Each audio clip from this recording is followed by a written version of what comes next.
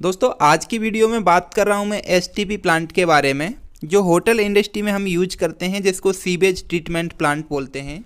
दोस्तों STP plant के कुछ टाइप्स होते हैं जिनको मैं वीडियो में आगे एक्सप्लेन करूँगा। फिलहाल मैं एमबीबीआर की बात कर रहा हूँ, जो एसटीपी प्लांट का एक टाइप्स है जिसको होटल इंडस्ट्री में सबसे ज़्यादा यूज किया जाता है। इसको मूविंग बेड बायोरिएक्टर बोलते हैं या फिर हम मिक्स्ड बेड बायोरिएक्टर भी बोल सकते हैं।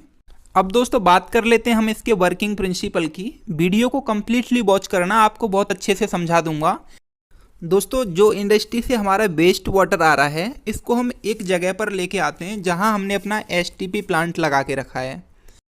जो इंडस्ट्री में वेस्ट वाटर का पाइप है वो हमारे सबसे पहले आता है स्क्रीन चैम्बर में, जिसको हम बार स्क्रीन में बोल सकते हैं। जैसा आप अपनी डिस्प्ले पे देख रहे हैं, इसमें स्क्रीन मतलब कि एक पतली पतली पत्तियों की जाली बनी होती है, जिसमें आपका जितना भी बड़ा बड़ा वेस्ट होगा वो फंस जाएगा।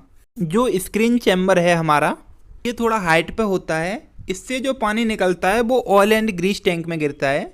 जैसा कि आप अपने डिस्प्ले पे देख सकते हैं, जब भी पानी गिरता है तो उसमें से झाग निकलता है या बुलबुले उठते हैं। वो ऑयल और ग्रीस होता है जो कि आपका पानी के ऊपर जम जाता है एक परत के रूप में, क्योंकि पानी से हल्का होता है ऑयल। जब भी आपने देखा होगा कि पानी में अगर हम कोई तेल की बूंद डालते हैं तो वो पानी पे तैरने लगती है, वही प्रोसेस यहाँ पे है। ये ऑयल ऊपर जम जाता है और इसमें हमने दो पार्टीशन बना के रखे होते हैं, क्योंकि थोड़ा बहुत स्लज और थोड़ा बहुत ग्रीस पानी में घुला होता है, वो एक टी के जरिए दूसरे वाले पार्टीशन में चला जाता है, वहाँ जम जाता है। और इससे जो पानी ओवरफ्लो होता है वो कलेक्शन टैंक में जाता है, जिसको कलेक्शन आप समझ ही सकते हैं नाम से, कि वहाँ हम पानी को इकट्ठा करते हैं। जितना भी हमारी इंडस्ट्री का कंजप्शन होता है, मान लीजिए हमारा एक दिन का कंजप्शन 1 लाख लीटर है, तो हम इसको मैक्सिमम लगभग 2 लाख लीटर का कलेक्शन टैंक बना के रखेंगे। कलेक्शन टैंक में दोस्तों हम 2 मोटर लगा करके रखते हैं, जो बारी बारी से चलाते हैं हम, कि एक मोटर के ऊपर लोड ना पड़े। कलेक्शन टैंक से पानी उठा करके हम एयरसन टैंक में देते हैं, जिसमें मीडिया पड़ी होती है। जैसा कि आप नाम से ही समझ रहे हैं, एयरसन टैंक। एयरसन टैंक में हम ब्लोअर से एयर देते हैं बैक्टीरिया को जिंदा रखने के लिए, और एयरसन टैंक में बैक्टीरिया को पैदा किया जाता है। बायोकल्चर केमिकल डालते हैं, उनको खाने के लिए यूरिया डाला जाता है, और जो हम मिठाई यूज करते हैं घर में, जिसको गुड़ कहते हैं, वो गुड़ भी डाला जाता है। इनकी एक मात्रा होती है, वो नेक्स्ट आने वाली वीडियोज में बताऊँगा मैं कम्प्लीटली।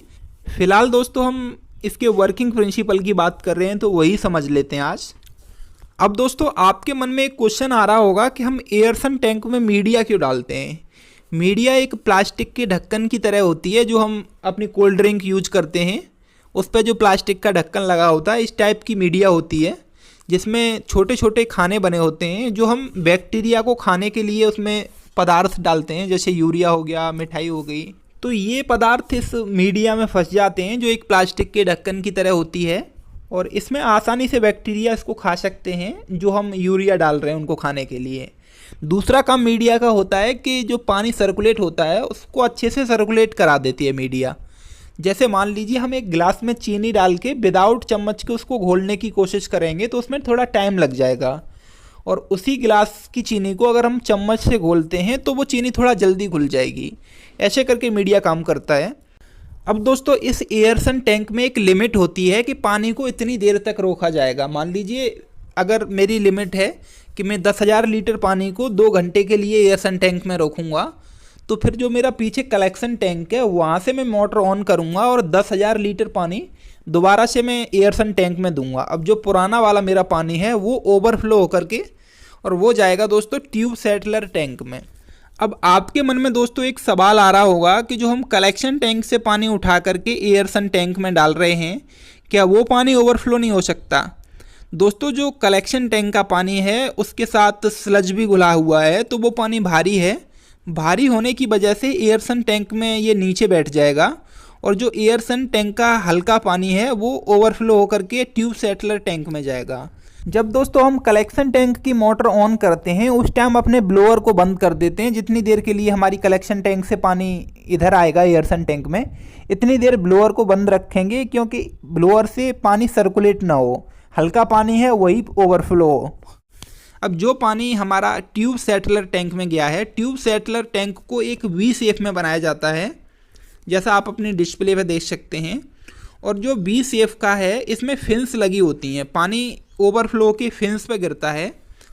दोस्तों फिन्स से नीचे हमारा स्लज बैठ जाता है और जो पानी है ट्यूब सेटलर टैंक में, ये पानी ओवरफ्लो होकर के हमारे दूसरे टैंक में जाता है। ट्यूब सेटलर टैंक में एक जाली लगी होती है, जाली से पानी ओवरफ्लो होकर के और क्लियर वाटर टैंक में जाता है जिसमें पानी इकट्ठा होता है।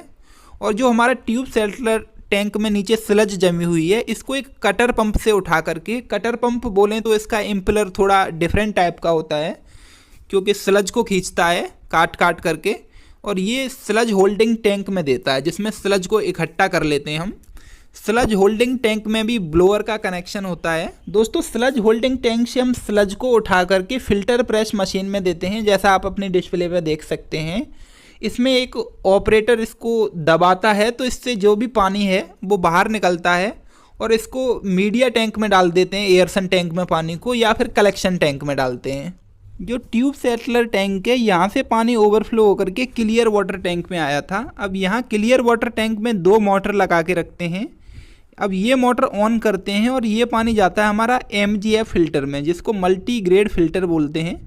जैसा कि आप नाम से ही समझ रहे हैं मल्टी ग्रेड, इसमें 5 टाइप के पत्थर होते हैं। सबसे पहले बड़े पत्थर होंगे, फिर छोटे, ऐसे करके 5 टाइप के पत्थर होते हैं।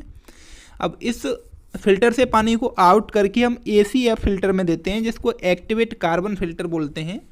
ACF फिल्टर से पानी आउट होने के बाद एक टैंक में हम स्टोरेज कर लेते हैं जिसको ट्रीटेड वाटर टैंक बोलते हैं। अब इस पानी को हम ले सकते हैं अपने गार्डन में यूज करने के लिए, पौधों में देने के लिए इस पानी को यूज में ले सकते हैं। अब दोस्तों हम STP के टाइप्स के बारे में बात कर लेते हैं, जैसा हमने वीडियो में आगे बताया था आपको। STP प्लांट को हम hotel industry, residential site, commercial building में यूज करते हैं। और एक ETP प्रोसेस होता है जिसको हम केमिकल प्लांट्स या फिर हॉस्पिटल इंडस्ट्री में यूज करते हैं।